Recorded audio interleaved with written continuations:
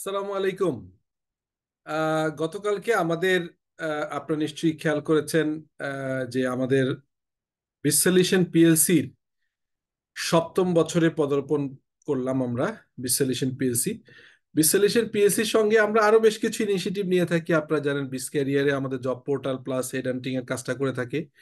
Edu TV is one kind of আপনার এডুটেকের বাংলাদেশের pioneer, যারা বিজনেস সেক্টরে কাজ করছে। আমরা অনেকগুলো কোর্স, রেকর্ডেড কোর্স রয়েছে।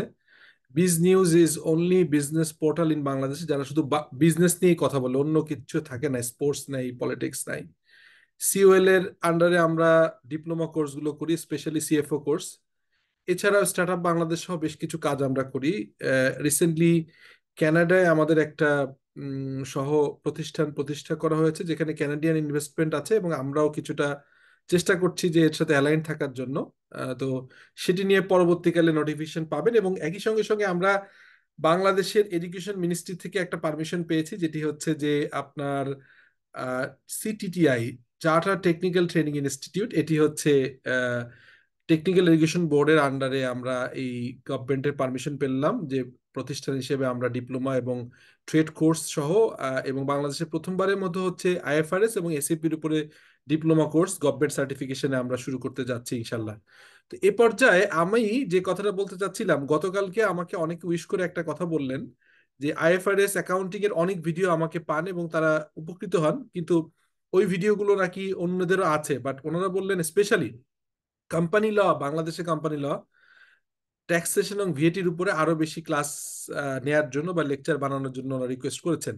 তো সেই ধারাবাহিকতায় আমি মনে করছি যে একটা সিকোয়েন্স এরকম করতে চাই। সিকোয়েন্সটা এরকম, সেটা হচ্ছে যে আপনার কোম্পানির যে ল আছে, কোম্পানির ল মানে উপরে প্র্যাকটিক্যাল ডিসকাশন, এটা লেকচার 1 হিসেবে বলছি। লেকচার 1 এই জন্য বলছি যে লেকচার 1 মানে হচ্ছে যে এই সিকোয়েন্সে আরো বেশ কিছু ভিডিও করতে চাই। তো সেখানে আপনার যে ইস্যুটা আসছে সেটা হচ্ছে কোম্পানি পরিচালকদের সংখ্যা সংখ্যা ওপিসির জন্য কয়জন হবে, আমাদের লিমিটেড কোম্পানি অর্থাৎ প্রাইভেট লিমিটেড কত হবে, পিএলসির জন্য কত হবে, লিস্টেড পিএলসির রেফারেন্স সহ অনেকে ডিসকাশন করতে জানতে চেয়েছেন। যোগ্যতা অযোগ্যতা এবং এখানে কেস রেফারেন্স বা ল রুলস গুলোর কথা বলা হয়েছে, অপসারণ এবং ডিরেক্টরদের কিভাবে সরানো যাবে সেই বিষয়টা, এবং এখানে আহ, আহ, মানে ডন্ট অ্যান্ড ডুজ যেটা আছে এইটার হচ্ছে যে আপনার কি হবে, এখানে হবে একটা don't and dos for special resolution. এই বিষয়গুলো নিয়ে আমরা ডিসকাশন করব। এটাই হচ্ছে আজকের টপিকস। তো আমি আশা করি যে এইটা করতে গেলে আমাদের কন্টিনিউয়াসলি যে রেফারেন্সগুলো লাগবে, আমরা রেফারেন্স সহই ডিসকাশনটা করব। তো আমি এখন স্ক্রিনে থেকে সরে যে আমি এটাকে কথা বলি সো দ্যাট আপনারা রেফারেন্সটা পাবেন।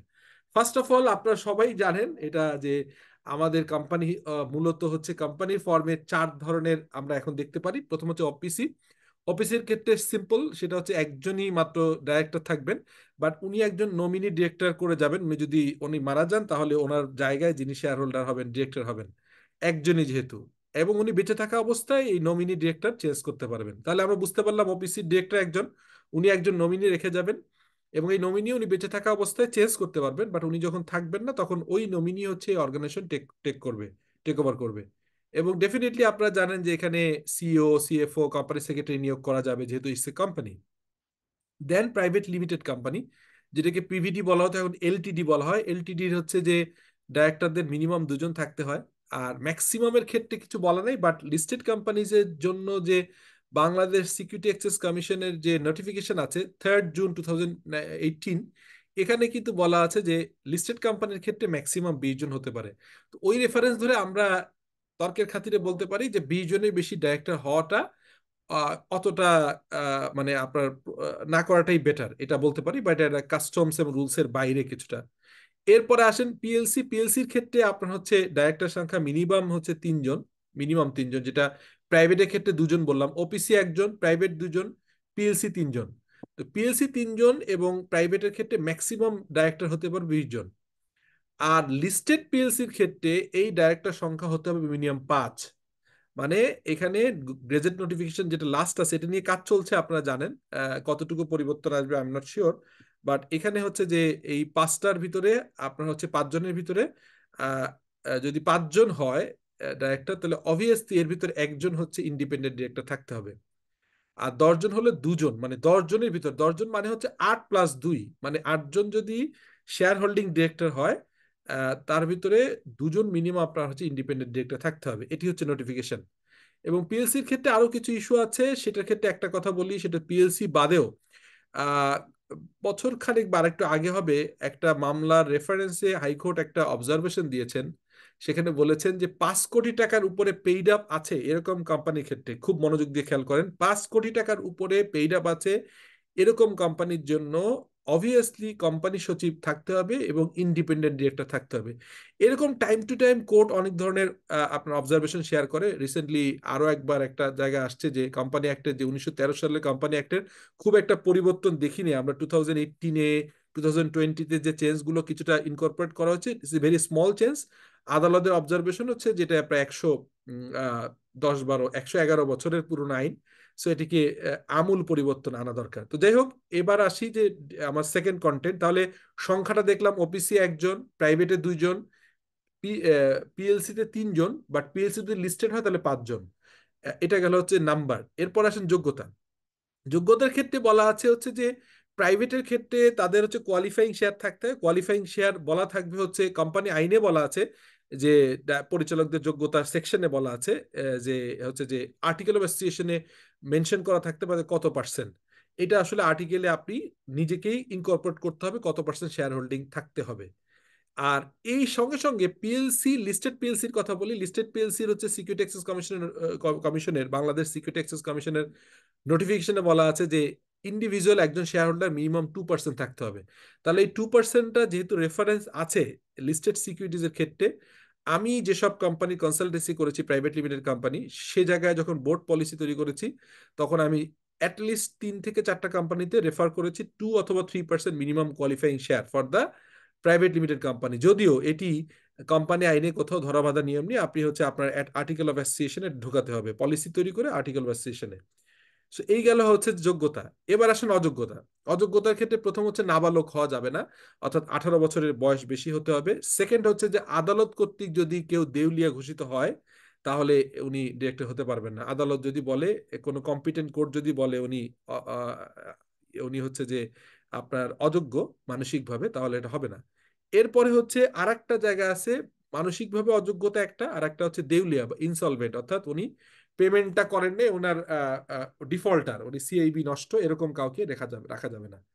এছাড়া শেয়ার হোল্ডার হিসেবে, ডাইরেক্টর হিসেবে আপনি থাকতে ইচ্ছুক, আপনি ইয়ে করেছেন, আপনি হচ্ছে যে মানে আপনার নামও চলে আসছে শেয়ার হোল্ডার এবং ডিরেক্টর হিসেবে, বাট আপনি যে টাইম দেয়া ছিল আপনার কোম্পানি থেকে যে এই সময়ের ভিতরে শেয়ারের মূল্য পরিশোধ করতে হবে, ওই সময় আপনি মূল্য পরিশোধ করেন নাই, এটি করেন নাই এবং 180 দিন চলে গেছে, এরকম ক্ষেত্রে কিন্তু এই যে শেয়ারের পূর্ণ পূর্ণ মূল্য পরিশোধ করা হলো না, এটা একটি অযোগ্যতা।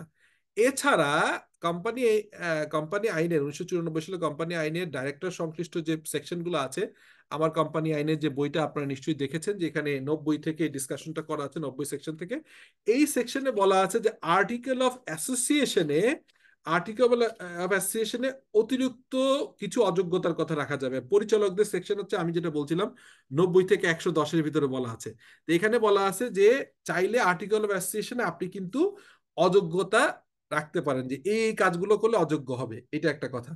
এরপরে হচ্ছে স্পেশাল রেজুলেশন। এবার আমি বলি, ধরেন আপনার নর্মালি একজন ডাইরেক্টর হচ্ছে নির্বাচিত হন ফর দ্য পিরিয়ড। এখন এমন ভাবে নির্বাচিত হয়, কোম্পানি একটা সেকশন 2-তে বলা আছে পরিচালকদের সংখ্যার জায়গায়, এবং অন্য জায়গায় বলা আছে যে অ্যানুয়াল রোটেশনে রিটায়ারমেন্ট হবে, সো দ্যাট বোর্ডটা একদম নতুন না হয়, বোর্ডের জন্য এক্সপিরিয়েন্স এবং নিউদের একটা মিক্স থাকে। এই জন্য হচ্ছে এভরি ইয়ারে একটা রোটেশন করে করে ডাইরেক্টরদের চেঞ্জ হতে হবে। মেয়াদ মেয়াদ পূর্তি হলে তাদেরকে মানে অটোমেটিকলি তাদের পজিশনগুলো ভ্যাকান্ট করে আবার হচ্ছে ওখানে নিয়োগ করা যাবে।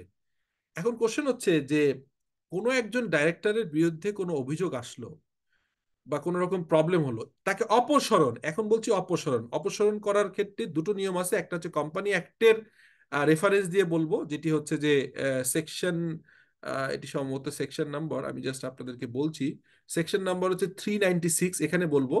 আর একটা বিষয় আছে, সেকেন্ড যে বিষয় সেটি হচ্ছে যে আপনার স্পেশাল রেজলিউশনের মাধ্যমে শেয়ার হোল্ডার, অর্থাৎ যদি কোনো ডাইরেক্টরকে মনে হয় যে উনি ব্যবসা বাণিজ্যের জন্য, অর্গানাইজেশনের জন্য ক্ষতিকারক, উনি ব্যবসা ভালো মতো করছেন না, এরকম ক্ষেত্রে কিন্তু ওনাকে অযোগ্য ডিক্লেয়ার করে ওনাকে কিন্তু ওনাকে ইয়ে করা যাবে, অপসারণ করা যাবে। সেই অপসারণ করবার জন্য অবভিয়াসলি স্পেশাল রেজুলেশন আনতে হবে, এবং এই স্পেশাল রেজুলেশনের মিনিমাম 21 দিনের নোটিশ পিরিয়ড থাকতে হবে। তাহলে কি হলো, যে যদি কোনো ডাইরেক্টরকে অপসারণ করতে চায় সাধারণ শেয়ার হোল্ডাররা, তাহলে স্পেশাল রেজুলেশন দিয়ে, ইজিএম ডেকে, স্পেশাল জেনারেল মিটিং ডেকে, আপনার 21 দিনের নোটিশ দিয়ে স্পেশাল রেজুলেশন এনে, এবং সেই ইজিএম এর ডেট, টাইম, প্লেস সব প্রপারলি মেনশন করে, এজেন্ডা মেনশন করতে হবে, যাতে করে কেউ পরে অস্বীকার না করে যে আমি এটা জানি না, করে 3/4 মেজরিটি, অর্থাৎ 100-র ভিতরে 75 শতাংশ সাধারণ শেয়ারহোল্ডারদের ভোটে মাধ্যমে কাউকে অপসারণ করা যাবে।